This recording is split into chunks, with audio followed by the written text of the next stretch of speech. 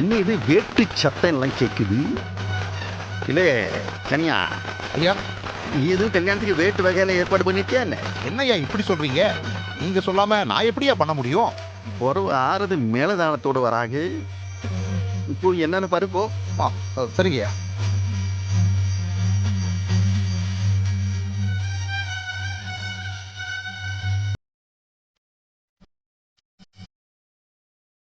எப்போ நீ என்ன கேத வீட்டுக்கு வந்த மாதிரி மூஞ்ச 3 முழத்துக்கு தொங்க விட்டு வருத? உன் தங்கச்சி மாவன் கல்யாணம் நல்லா சிரிச்சிட்டு வரலாம்லா? உன் கூட சண்டை போடுறதுக்கு எனக்கு தெம்பு கிடையாது. ஆனா உன் கொதவளையை கடிச்சு துப்புறதுக்கு எனக்கு தெம்பு இருக்கு. சும்மா என்னத்தையாவது பேசிட்டு வராதா? மொளகார அப்பங்காதுல நல்லா அடிச்சு விடுங்க.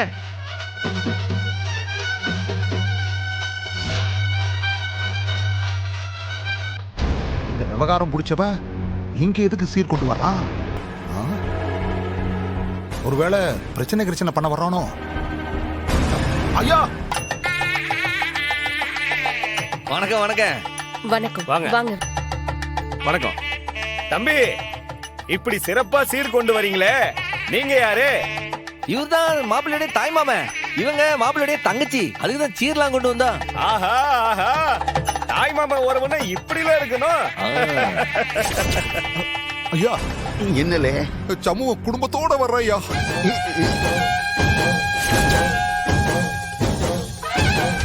ஆமா, வாசல்ல நின்று எல்லாத்தையும் வரவேற்றிட்டு இருக்கீங்களா? நீங்க யாரு? கல்யாண பொண்ணுக்கு அப்பா. இங்க வா, ஆ? பயப்படாதா. எப்போ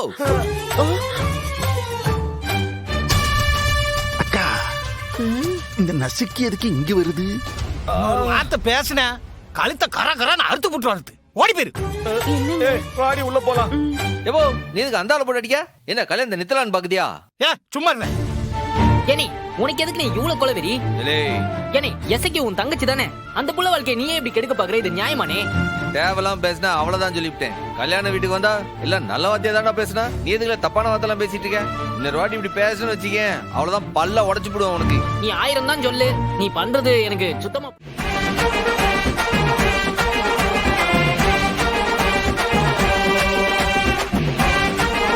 என்னடி இது?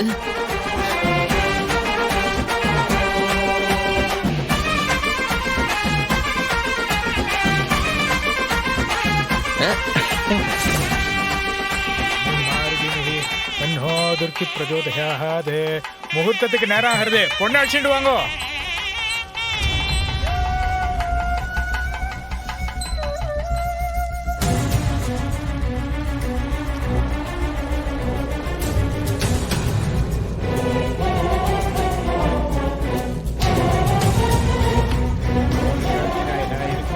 கன்னியாகுமாரி தீமகி துர்க்கி பிரச்சோதயாத்.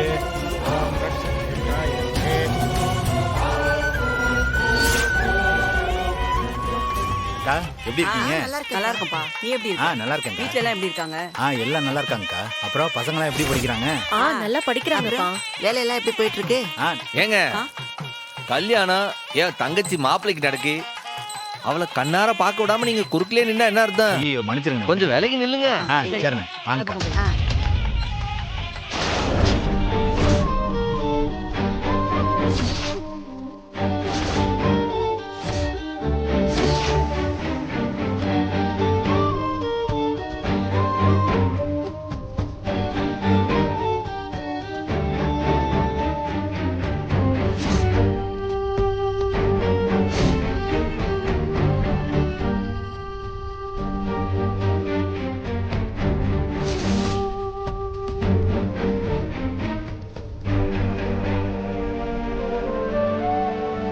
இசக்கி, உனக்கு கொஞ்சம் கூட வருத்தமாவே இல்லையா? இல்ல இசக்கி, உனக்கு தாலியை விட தன்மானம் தான் முக்கியம்ல, ஞாபகம் வச்சுக்க. மறக்க மாட்டேன்னு. என்ன நடந்தாலும் என்னோட தன்மானத்தை நான் விட்டு கொடுக்க மாட்டேன்.